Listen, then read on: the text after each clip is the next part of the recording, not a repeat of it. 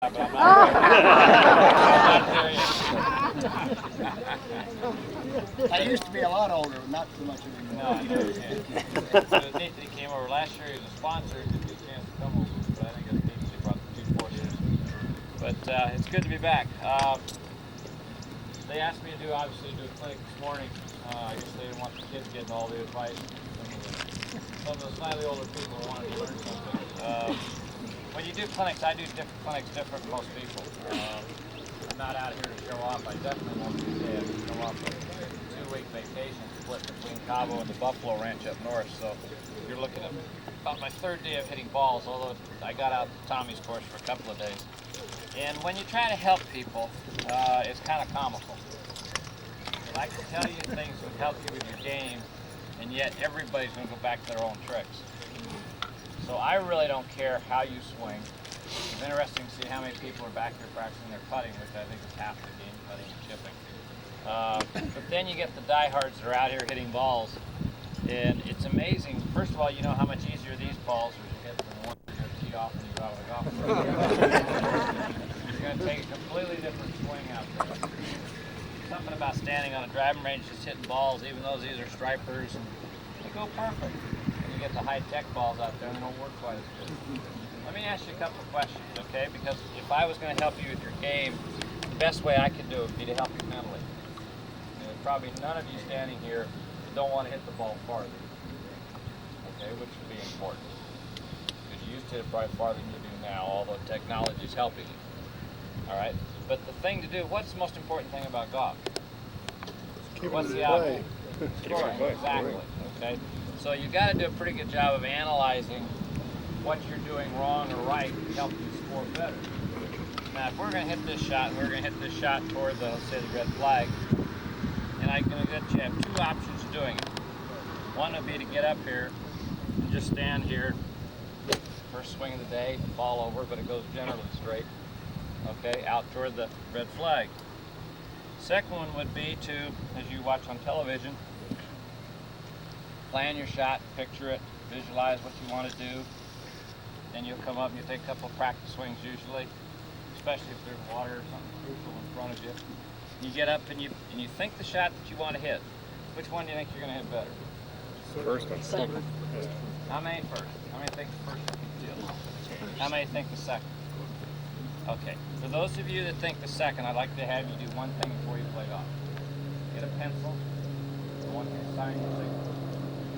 Just like you would on a check. Okay? You learned to write in the first grade. For some of you, that's probably 50, 60, 70 years ago, okay? Now, when you got your signature down, I want you to look at it because you're the only one that signs it that way. Now, right below it, I want you to do it again. I want you to look at it, concentrate on it, try to duplicate the signature, not fast, duplicate that signature exactly. You will be 2 letters into your own name and realize you can't do it.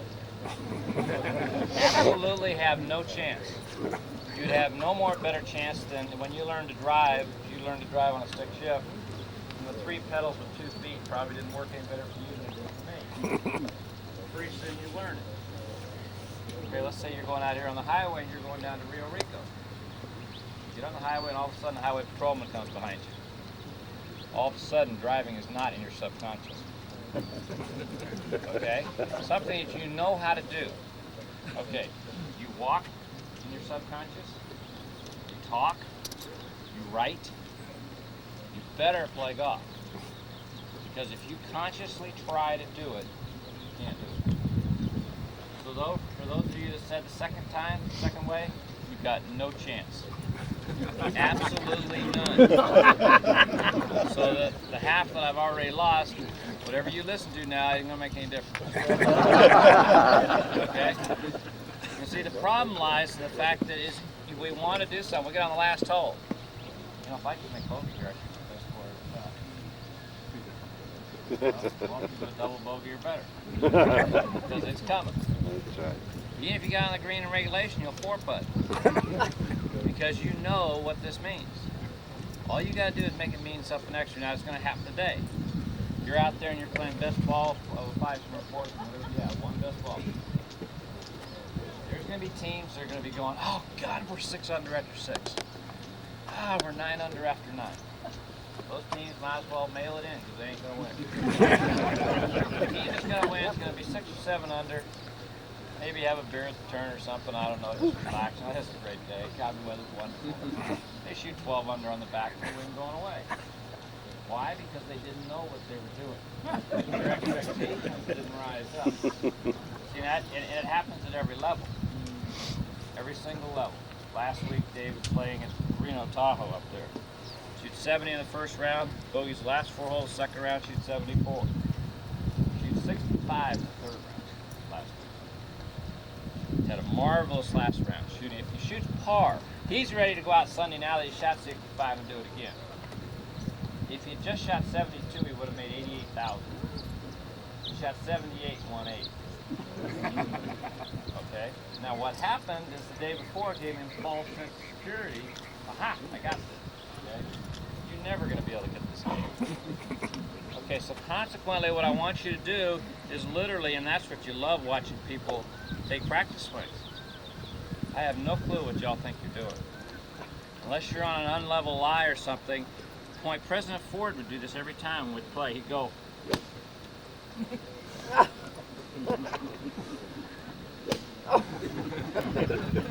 Back off. Actually, he's giving time for the people to get out of the way. His real swing would look like this. And he's dead tired after about 14 holes. Right? So why have he said you do this? You ought to do it like Trevino. Trevino walks up the ball and goes, "Hey, boarding, there's the flag, you're out of here." Now, it's either going to go good or bad. But if you worry about it or you think about it, you got no chance. Okay? Now, when you're practicing, you watch people practice. This is, oh, there's a good ball. Somebody get one in the range. This is how people practice. Don't watch where the balls go, okay? They'll go like this. This will go left. Ball's out there, but they don't care. Next ball, this will go right. Okay. Next ball will be the water shot. And they're just ripping through these balls, okay? Now, when my dad taught me to play, he'd make little piles of 5 balls. Those were all I got to hit with whatever club I was starting with. And I had to change. After I hit a couple of shots, he would automatically go, okay. And he saw a couple of draws, he'd go, let's see a fade. And if I was hitting them high, it would be, let's see a low fade. Consequently, making me picture the shot. Making me learn to do it with feel, not by hitting 500 balls the same swing. Okay? That's another marvelous thing when you go out to practice. Generally, if the range is any good, which this is, you're hitting off level lies. At a golf school once at PGA West, my best player, who was a 3 handicapper, we worked him all day the first day. The second day, we're going to turn him loose on PGA West, which turned out to be a mistake. But it's one shot, hits it to the right. It's on a mogul. He's got the ball about this far above his feet. This is my best player out of 16. Totally whipped. I'm going, oh, not good. Anybody can hit him off flat ground. But you raise the ball up about this high, and now you want to take a practice swing, be my guest, because you better get used to what you're swinging at, okay? But as far as flat ground, I have no idea why anybody spends as much time practicing as they do. Swinging, that is, okay? Now, when I'm practicing with the 5 balls, I will generally, we'll go to the white flag now. I've got a 6-iron which will go normally 160 yards. I will hit the first one without much thought about what it's doing or where it's going, especially if I'm just loosening up here. That's another thing. Do you blame yourself for your misses? Not me. I'm going to ask you, how many people blame themselves if they miss one? How many people blame outside sources? Those of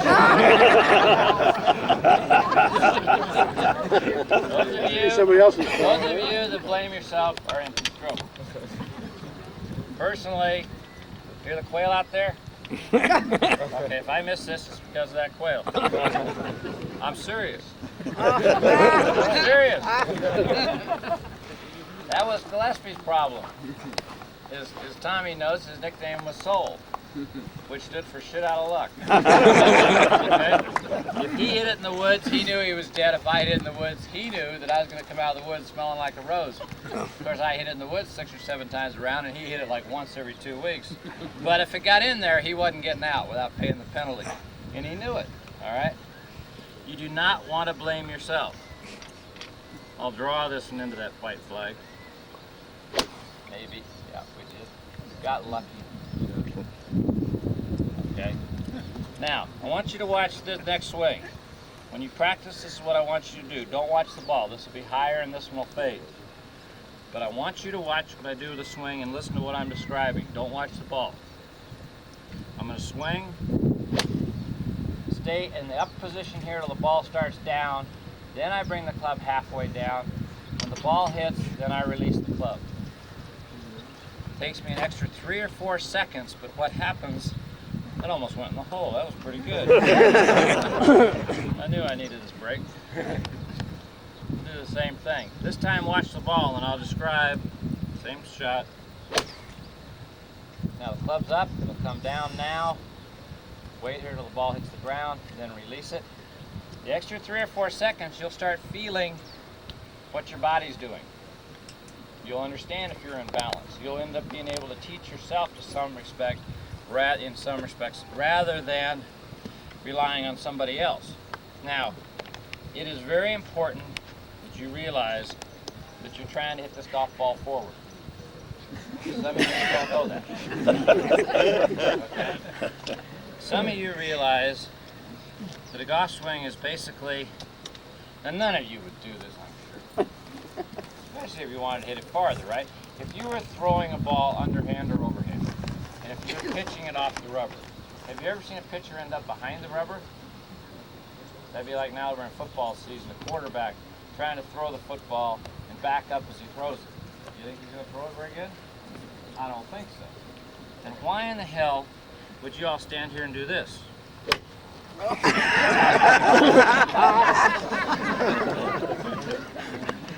You got to tell me, because I know exactly what I'm going to see out there. The other trick some of you are going to prove, and I'll bet you to be in excess of 50%, we'll do the dreaded right foot. Watch my right foot. Yeah, I do that. Another powerful way to do it. You don't ever have to change your cleats. You're never going to use them. It's like the pitcher standing there and going. Really athletic, okay? Now, what I'm explaining to you is basically this club head. If you're throwing a ball with your right hand, club head is your right hand. You have to get off your back foot. As you get to the driver and you're going to get to the point where you're going to kill this thing, the more the right foot becomes embedded in cement. It ain't moving. If it doesn't move, you're going to lose so much power, it's ridiculous. What we're basically hitting a golf ball with is the center of our body. I'm thinking about my belly button.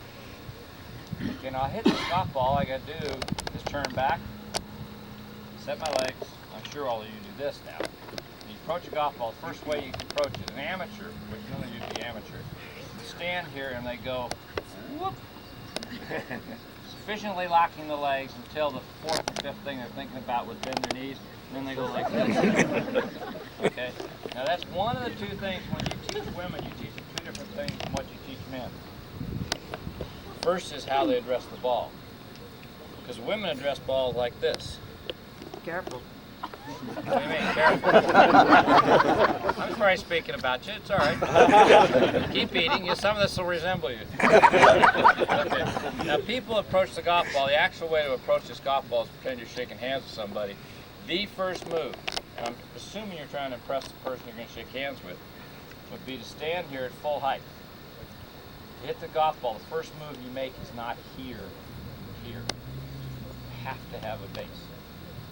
Therein lies the problem for the girls. Because girls have been taught what? You've been taught to keep your seat in. So a woman will stand here and go, really athletic looking. Okay, now, if you tell a girl to bend her knees, she'll listen to you. She will do this. Even if it's in, she'll bend it here, right? She'll at least bend them. Tell a guy to stand like this to bend his knees, and automatically he will do this.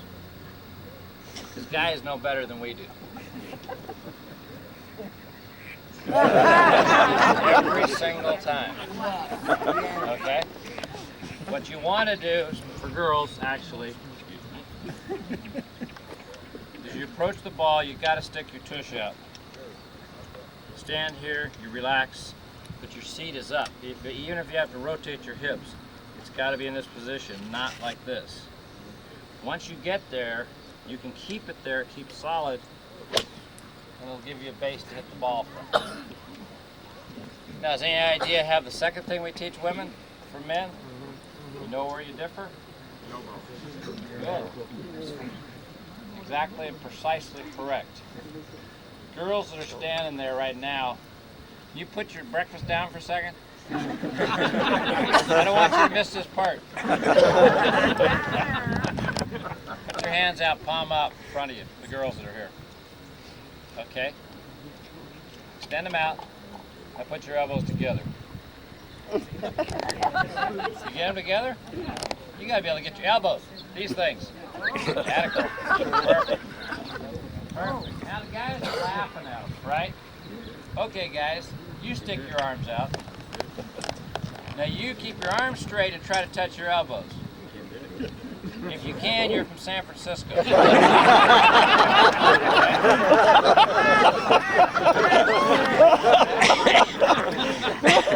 will happen when you're teaching someone? The first thing I check, and I got to tell you how I learned this. When we first got married, Kathy and I, Kathy's 5'11", and has got a great golf swing, and she's got a sense of humor, which is vitally important when you don't play very much. We're playing along, and I'm watching her hit it, and she's hitting it straight, but it's going nowhere. And I'm watching her, and I'm going, aha, I know what it is. It's your left elbow. She looks me right in the eye, and she says, what do you know? And she was serious. That ended that round of golf. But I got home, and I was talking to my dad, who was my only teacher, and also Donna Capone, who had just finished winning her second straight Women's U.S. Open. So she knew how to play. Both of them said, oh yeah, whenever you're teaching women, you've got to make sure to find out if they're double jointed. Because if you are, you got to explain to them what to do. So now that Kathy is told by my dad and Donna, no problem. But I couldn't have told her that in a million years. What we're getting at is if you have, and I straighten my arm out, okay? My arm just goes dead straight. For over 40% of the women here, yeah, my breakfast eater down there. See how her elbow goes way in? See that? Okay, now if she grabs the club, the comical thing is if I go to turn my arm, that's the maximum it can turn. Okay? Now a woman that's double jointed, which would be 90% of them, if they turn this elbow in at all, this elbow will be way in the heck in here. And what it causes is when you take the club back, you'll get about to here, and then at some point you got to break, even if you don't want to break. So for a woman that's double jointed, which is going to be about 10% of the guys are going to be double jointed, almost all women will be, you have to have them hold the club and simply turn their elbow so it points toward the target. This is your left elbow, your leading elbow. What that allows, it allows you to take a straighter backswing rather than your old one, which will look like this. Okay? Much more powerful. My wife gained probably 30 yards on her drive because she didn't lose it up here at the top. It's just totally different. It's funny, I was doing a claim for American Airlines in Detroit. A junior who now plays on tour at 30 was in the crowd, and there was maybe 30 men, maybe 4 or 5 women, and they did the same thing. Have all the girls, 5 or 6, put their arms together, and they all did just wham. I mean, that's as close as I can get. Okay, here's David, 13 in the back row. Wham, right together. I'm shocked. His chin starts quivering because I know what's going through his mind. My God, I got girls' elbows and I'm doing it. So that was one of the first things we had to work with David, was had to let him relax his elbow so that it's in a straight position to this day. Because if you don't and you're double jointed and this pulls in, it's going to completely mess up the backswing. So those are 2 things that you watch for immediately if you're teaching women, or anybody for that matter. Because you got to make sure, because it really radically changes how you can swing back. Are there any questions of what I'm going to do? Turn you loose, obviously, in a few minutes, but I'm not going to answer any questions after I finish here. So are there any questions you'd like to ask while I'm standing? Yes, ma'am. Your grip, if you're double jointed, you can put it anywhere you want it. In other words, you put your grip on first, just grab it. Okay? Now you're going to be able, if you're double jointed, your elbow is literally going to be able to sit here or go there without you changing your grip. See, like I'm saying, your arm, if you're double jointed, your elbow will be right in here. And you'll be double jointed from the shoulder. I mean, my wife can flip her, you know, most women can't. We just get stiff and can't do it. Okay, but you'll have no problem with the grip. With the grip, you know, most women you teach to have three knuckles showing. Once you get it set on, just turn your, you can turn it, just turn it. It'll just make a very firm back swing, and all of a sudden it'll be in the slot. And that's where the power will come from. Okay. Any other questions? Yes, sir. As we get older, you see people like P.T. Rodriguez and Jerry Player, they really chase after the ball after they hit it. You know? Yes. Even stepping over, is that something you recommend for older players? If you could do it. Seriously, I mean, but what happens, you see, is most of you get here and discover there's a ball at about this point, and you go, yeah! That's the swing. I mean, it's up here. What you want to do is realize you're going to go through the ball. Caddies don't clean the clubs like they used to. In other words, what you want to do in the way you teach people, this is a 6-iron. This is usually, if I was teaching you the club, I'd have you hit. And I'd have you hit a bunch of half shots where you learn just to go back and through. It's not how hard you hit it. Back, through. Just little bitty shots. Gradually, if you want to lengthen it out, actually, if you lengthen it out, and you do, back, through. Gradually, the ball is going to start going farther and farther, but every time it's through. If you want to walk through, fine. I don't necessarily recommend the walking through because I would rather just see you turn and have your belly button facing your target. When you finish, turn, come off where you're off your back foot. That's sufficient. But the key you got to understand, how many of you water skied? Okay? How recently? If you water skied in your lifetime. Because you'll remember it. You'll vividly remember the first time you got up on skis and you're zipping along and you started to fall over backwards and you're holding the rope, so you pull on it. It makes sense to me. And you'll be back in the water in about 2 seconds flat. Okay? Stupid. You're sitting here holding this, falling backwards, so you yank on it, just pull the skis right up from underneath you. Same in downhill skiing where you're coming down a mountain and you get nervous. You sit back, which you think is safer, but now you don't have any edges and you kill yourself. You're going faster than heck. Okay? The only thing that's going to hit this golf ball is this club. What's going to hit it for distance is the loft that's on this particular club. So as hard as I swing at a 6-iron, go 160 yards, 65. 9-iron's going to go 125, 130. Same speed, same power, just different loft. If I let the loft work. Okay, now that comes down to another question. How many of you think a wood swing and iron swing are different? Or do you think they're the same? Different. Okay, see? Okay, how many people think they're the same? Raise your hands. Come on, you got to vote. There can't be a non-vote. Okay, how many people think they're the same? Don't raise it, Florian. Okay, how many people think they're different? Okay, if in fact you think they're the same swing, I got something to show you. First will be an iron swing at a wood. Oh my God. Oh, that's just a baby one. Wait till I get warmed up. Wait till I add a little bit of falling back swinging at it. Look, it went straight. Pretty good if I can try to whiff it and it still goes straight. Now, most of you would kill, and I heard a couple ladies in the back when I was hitting those little chip shot 6-irons going, my God, that went as far as my driver. We wanted to just teach you how to do that. Only how do you do it? Watch that ball. Ball keeps on running. See, if I can stand here, if I swing at a ball and take a divot as if I'm hitting an iron shot. Now watch this ball. Probably will stop dead when it hits. Go straight sideways, that's it. Almost. Okay. When I grew up, my mother got down to be about a 7 or 8 handicap. I could carry the ball past her. We'll hit this up the right side and make it roll a bit. Every shot she hit, hooked. So consequently, when the thing hit the ground, it doesn't stop. It just runs on. My question is, how do you do it? Therein lies a slight problem. Okay. For starters, if you think an iron swing and a wood swing are the same, you're crazy. If we were to tee, let's say when we go on vacation,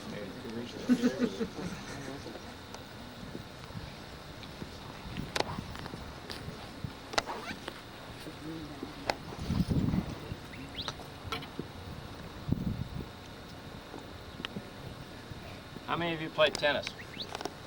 As you can tell, I try to relate to other sports.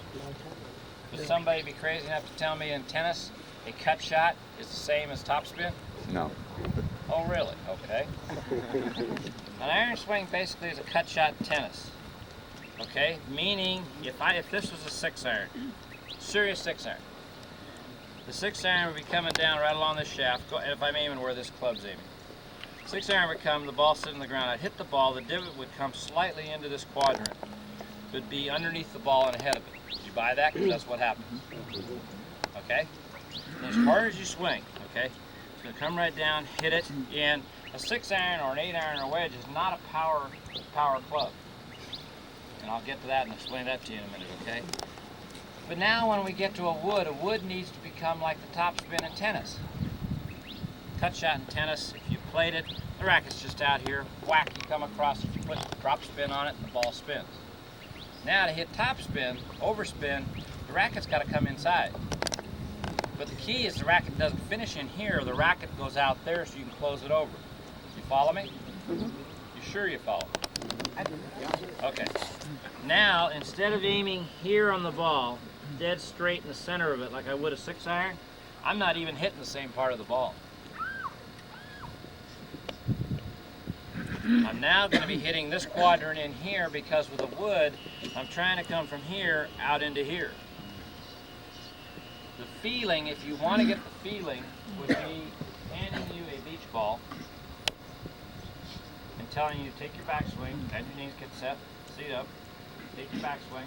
Now, as you throw it, if it's an iron shot, you're going to finish just like this. Slightly open, go to the right. You hit a wood shot, it's almost got to be palm down going through the ball. They're so radically different, they're not even close. I mean, if that's what you're going to do, you're going to throw this ball or whatever you have, you would never throw it like this. That's how you hit the golf ball, I know, but that's not how you throw it. You would go, whoa. See, this in lies why Tiger's so good. Most people, if you stick your right foot, okay, what happens to my left shoulder? As soon as my right foot doesn't move, this comes up. All of us. Right. Now, as soon as that comes up, it locks this. You can't create power. Next time you see Tiger, watch his left shoulder. It never goes up. It's right through. Well, if you're doing this, you're not going to be able to do that. You want to be able to just turn right on through it. But it relies on, it also goes on what you're thinking about. You follow me? In other words, it's a totally different picture.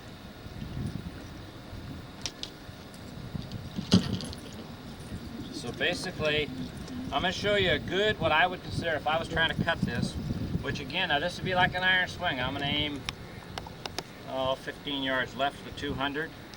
I'll hit the center of the ball with a iron swing and make the ball move that direction. That's what this is. Since I was here last year, I don't have a 3-iron anymore. I actually think, and a lot of the pros that are here are going to tell you the same thing. Within a year or so, I would think many of you won't have an iron past a 5. And many of you probably already have a whole bunch of woods. Because these things are incredible. Now I'm going to draw this. So now my eyes are going at this inside corner, out to the right, and now the ball's going to go the other way. As simple as that. But what happens is you can't just be standing there trying to go, well, I'll swing at the ball, because the iron swing will prevail and you'll end up with this giant cut shot. Follow what I'm saying? Okay, now, when you're...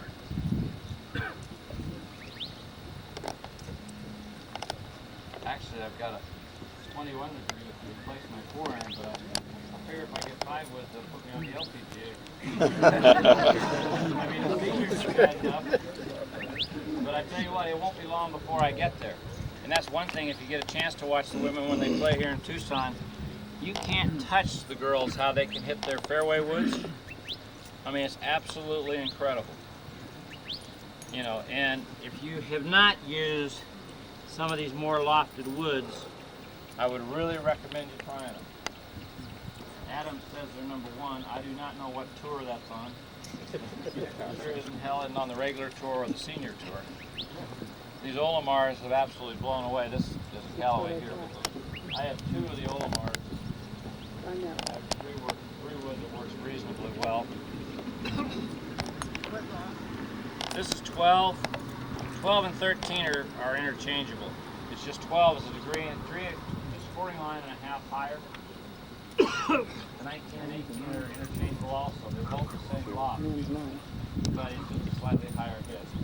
12, which is in reality is 13. And these don't go any good either. Not the way mine work. Yeah, but you don't do it for a living.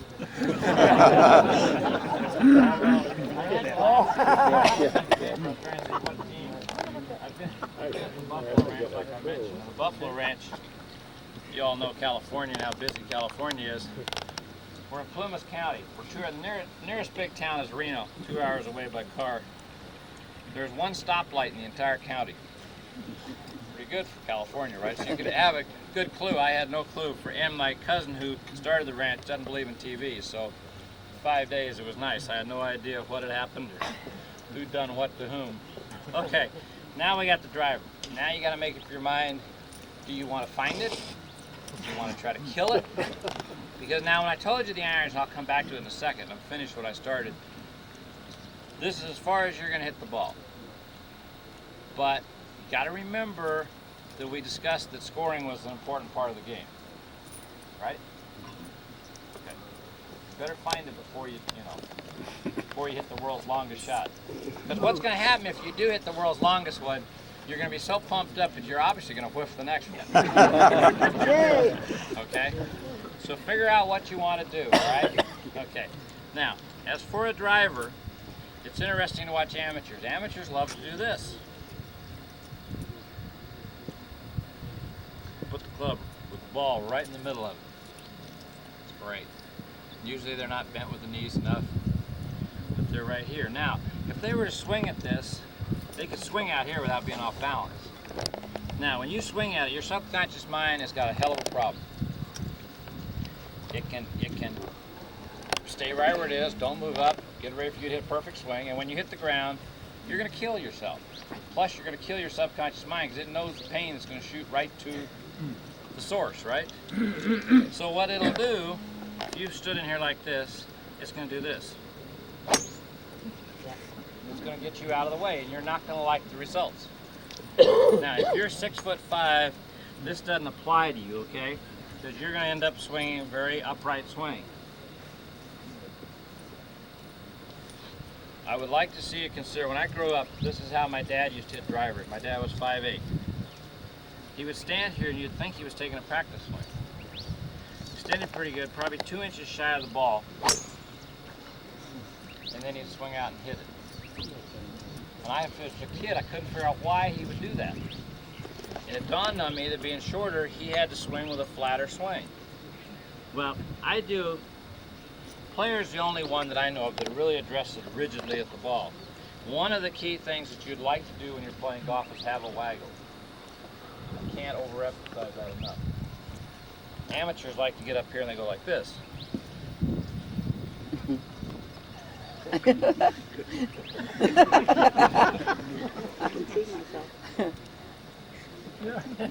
Everything's moved with the club head. And when you move it, it's going to be no chance. Okay? Again, you got to take a note out of Trevino's book. Actually, the club head shouldn't stop. Just move it. Develop your rhythm. Go on ahead and hit it. Now, what I do, a combination of what Dad did, is without thinking about it. Now remember, I'm aiming at this inside corner of the ball, which is about how when I put my ball down there, I'll have the logo aiming this direction. Is that I will put the ball on the toe of the club, and I can put the club here, but to do that, I've had to do this. I want to keep it relaxed in my hands, so I address it on the toe of the club, knowing that I can easily put the club there as I come into it. Let it go back, work on the inside corner, and hit a whiff. I'll blame that on the people talking up by the carton. or the range ball. Must have been the ball. Must have been the ball. You'd be surprised how much better you feel when you do that. You'd be surprised. Now you think, picture yourself sitting at home. Relax. Why don't you practice calling yourself some of the things you're going to call yourself? Now this is your subconscious, this is your psyche that you're talking to. When you call it a dumb SOB or whatever you call it, or worse. You can't do, I mean, it's a joke. So just sit at home. Maybe you'll get better just by being able to say that, because you'll laugh at yourself when you hear it in a nice quiet room. You gotta remember how many Chinese don't care where in the hell you hit it. It's no big deal. This won't slice. That's a little better.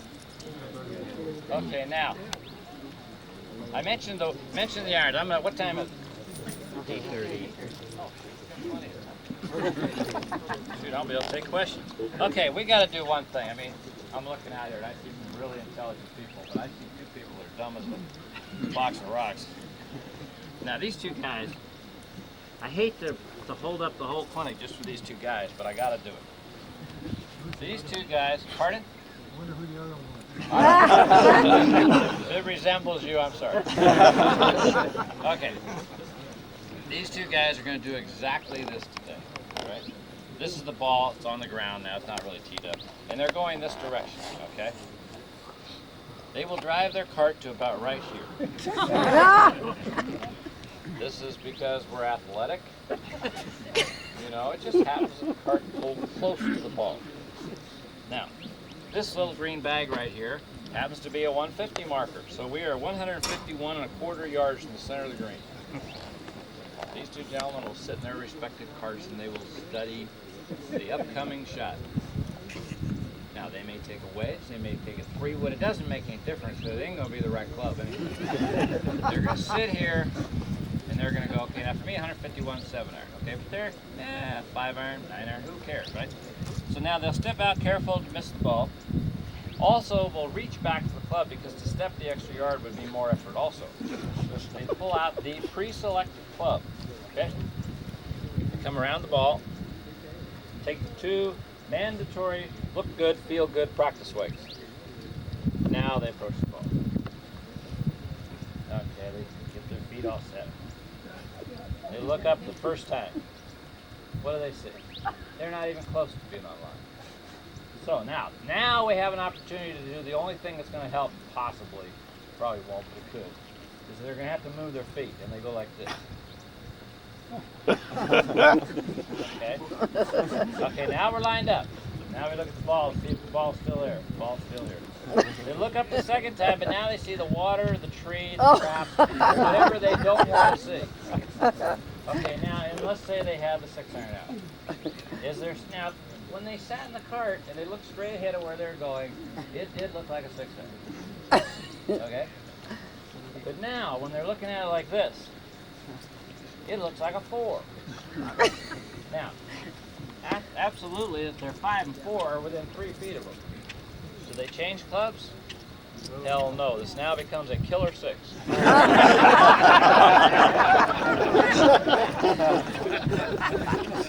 Without a doubt. Okay. Now, this doesn't mean anything. This means absolutely nothing in the scheme of life, because where is either one of these guys aiming? Let's say we're now going back to the white flag.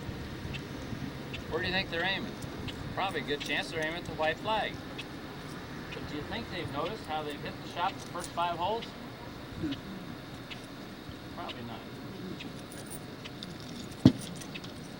They would hit their 6. And they're going, right, this is serious. This is big time. We're playing a big tournament here today. They were going to hit it about like this. Okay, just missed. So now, I want you to ask yourself, how many straight shots, you don't have to answer, how many straight shots you think you're going to hit today? If it's more than 4 or 5, you lie really well. I'm talking now, let me explain to you what a straight shot is. A straight shot would be one that you're going at the flag, and you hit it at the flag. That would classify as a semi-straight shot. Okay? So when you're out there today and you're looking right where you want to go, I also want you to realize how you're going to get there. Now these two guys, if you hit enough of these shots, got to realize, well, let's see. Good looking Ocotillo up here toward that white wall. Let's see. Yeah, that's about right. Got a dove. I'll see you tomorrow morning. Okay. Right about that Ocotillo will be perfect.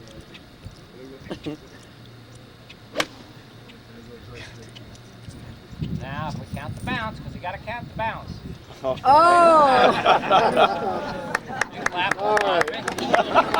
But now, could you see that? See, that takes some doing. Not many people would see that Ocotillo up on top of that hill if they're going with that white flag. But a lot of people are going to slice it like that. Okay, now I pay my caddy big bucks. All right? What do you think when we walk up to the ball, whether it's my son Ronnie or it's Todd, my regular caddy, got the bag sitting right here. He says, okay, you have 151 yards to the pin, 143 to the front edge. You got 6 yards over the bunker, so you got 149, such and such, whatever. So he tells me the yardage. I feel the wind. I'm looking at the flag, the wind slightly into me, maybe a little bit left to right. What do you think I ask him to have him earn his big bucks? Where should you aim? Part of it. Where should aim? Hell no, because he doesn't play golf. Ronnie does, but Todd does. What are you going to ask him? What are you going to do that's going to make it worthwhile? How am I hitting it today? Okay. What club am I going to use? That's close. How far? No. Which side of the No. What did you say? What? What club am I going to use? Oh, really? How would you expand on that theme? What club? Are you going to fade it or hook it? No, perfect. What'd you say? What club? Precisely. You got to do that every single time. You want to play better golf? You sit in that cart, you figure out what 2 clubs it takes you to get to where you want to go. That's what golf is all about. Now what happens is a lot of you are going to gauge what you hit a golf ball 20 years ago versus what you got right at the moment. That's right. Okay? Every year I play, I go out and I take tennis balls. I have my son put them on the ground afterward. My balls land on the fly. Because I want to know precisely what each club's carrying. And it varies. Okay? So in other words, I want to know exactly what this ball is going to carry. All right? So now, if the trouble's short of the green, you obviously are going to take the longer of the 2 clubs. If the trouble's all long, which is very infrequent, you take the shorter of the 2. Now, the next time you play, just do me a favor and keep track of how many times from 150 yards in. If I give you 18 shots from 150 yards in, I want to know how many times you got pin high. I will be willing to bet you it won't be more than 6. Skulls don't count. Okay, I'm talking about a good. See what happens? People hit shots. As soon as they hit them, they're going, go, go, get up, get up. On a good shot, that means they were brain dead when they approached the ball. Why not take this novel concept with enough club? Okay, so now I asked Todd. I said, okay, 151. What do you think? He is going to say 7. Either 6 or 8. Now I've had Mexican food the night before. I've come off a week at Buffalo Ranch. I'm 7-8. He realizes I've whiffed the ball the first 5 holes. He goes 6-7. Now there's 3 clubs. 7 iron's the one that's going to get struck. If I'm thinking 7-8 and he says 7-8, okay, he doesn't know what kind of shot I'm trying to hit. Okay, he has no clue. That's why I don't want him to tell me what club it is or what kind of shot he wants to see, because he's not the one visualizing. Okay, so when you get out in that cart and I see you, if you get on a par 3 or something, don't ever, ever walk up on a par 3 with 1 club. Because you're going to be too darn lazy and you won't go back and get the one that'll really get you. Okay? So carry the extra club with you. I mean, it's incredible what people do. And the other thing, obviously, is the aiming. Once you have the right club, literally, let's go that white flagpole. I'm going to hit a better shot this time. White flagpole there on that house. Oh, that's very Allowing foot cut. You know, watch the bounce. If I get a bounce off the hill. I mean, that comes down. It's still not that far offline. But a really bad shot would be one that I got lazy on, because as soon as this ball gets anywhere right of the flag, it's going to go nothing but farther away. And all that is, and there goes the kick. But that's just a matter of you doing a little preparation and thought. Okay?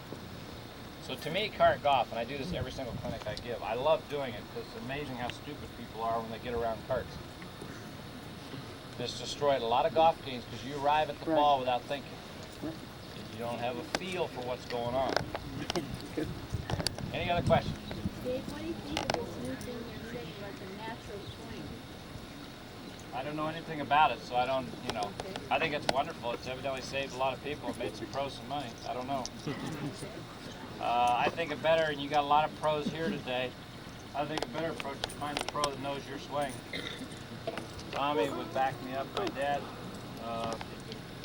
It's very interesting. If 5 people were swinging, he watched you swing. Let's say you're all coming over the top. He would tell 5 different people 5 different things. He didn't believe in theories. He believed in something that's pictures, because everybody swings differently. And that's why I give the kind of clinics I give, because I'm not trying to change your physical swing per se. I want you to get off your back foot. I want to fix the girls and how they do some things. But basically, what works for you will ruin him. I mean, it can't work for everybody. Somebody that's 6 foot is going to swing different than somebody that's 5'5". You know, that's why don't you find it kind of surprising a lot of you would answer some of these mental questions completely what I consider to be backwards? It makes no sense. I mean, for me, for half these people standing here to tell me, well, if I think harder and try harder, I'm going to play better, you just go, I don't care what system you use, you're going to fail. Because golf has got to be played in your subconscious. Psychologists say it takes 3 weeks to make a habit. Meaning, I tell you, okay, I want your left hand here, and I don't want your right hand over here. I want it underneath here, okay? It's going to take 3 weeks till you get out on the golf course without thinking all of a sudden your hand's where it belongs. So the object is not to take too many lessons, but you've got to give yourself at least a couple of weeks, put it in your subconscious, so then you can go to the next step of the procedure. Follow what I'm saying? But I don't know how to answer you on that thing. I don't know anything about it. It looks good, sounds good, but a lot of people have tried gimmicks, I can tell you that.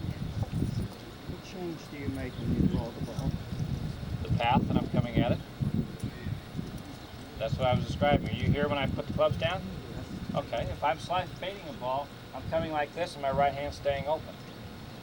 If I'm drawing the ball, my right hand closes up. Now, you suckered yourself into something. Let me follow You that up. obviously, no. What are your feet position? Okay, well wait a minute, you set yourself up. You've never seen one of my clinics, have you? Okay, we're gonna aim it. If you got a pretty loud voice, if you have to let it go. Well, you can talk a little louder than that, can't you? Yes. When I start my backswing, I want you to tell me what kind of... This ball's done. Feel that. Okay, basically, I'm not doing a very good job with these things for some reason or other. Okay, try it again. Wait, hang on. Okay, go. Low fade. There, we'll get a low fade. Okay, now, if I was to ask you to call the toughest one, what would it be? Don't help it. Great.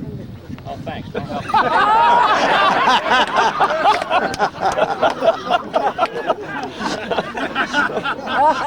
I got my new best friend over here. You're fired. Okay. And quick, you call me 3 balls, okay? All right, fair enough? Yeah. Now just as loud as you when I told you not to help when you did. Then you can add low straight or high straight to any of the crooked ones. Okay, go. Go straight. Oh yeah. Good job. Oh yeah. Okay, go. High straight. Oh yeah. Make it a crooked one of your choice. Go. Left straight.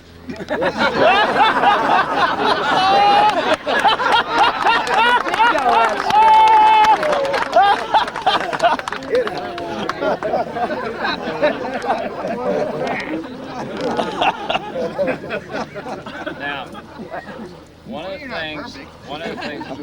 pardon me, let me do one of the things. One of the things we do is that you hit the golf ball, and I mentioned it and went over it, didn't elaborate on it. You hit the golf ball for power with the big muscles of your body. That's the trunk of your body, okay? Now, normally I would have a strap or a towel, a tie from a towel, from a bathrobe rather, tie it across my elbows so that I can't move my arms. So all I can do is swing like this. And you end up, when we practice, I hit it for power or distance by how fast I rotate my body, not how hard I swing with my upper arms. So in other words, 60% of my power would be 60% of how fast I can rotate. Okay. Here's 80%. Here's driver speed. Oh wow. Now my arms, I haven't had a full swing on any one of these, but my body has worked right through it. Follow what I'm doing? As you get older, you attempt to do way too much. Instead of, one of the things that's helped me is being on a stretching program, getting more flexible now at my age, as Tommy says, almost 58, than I was when I was in my 40s and 30s. But you still want to do it with your body. You got a question? What do you do to make sure that you follow through? Because I see a lot of people not follow through. Finish. I can't. As I told you earlier, and be watching where the ball goes. In fact, if I wanted you, a lot of people swing too fast. We'll make this the final deal. Yeah. You swing too fast at the ball and stop. Okay. The key is that you want to go through and pretend. In other words, if you're swinging fast and I told you, okay, I want you to swing slower, you swing too hard. All you're going to do is start slower and then swing too hard at the top. What you want to have happen is I'm going to take a picture of you at finish. Well, nobody's going to want to have somebody take a picture of them like this, so they're going to consequently go, and they'll hit the ball better. All right, let's go out and have a good day. You have something to tell her? Let's everybody get together.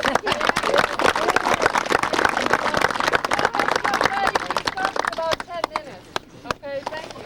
Where's Joyce? You're down there in probably one of the great matches in Ryder Cup history, even though it's just Friday.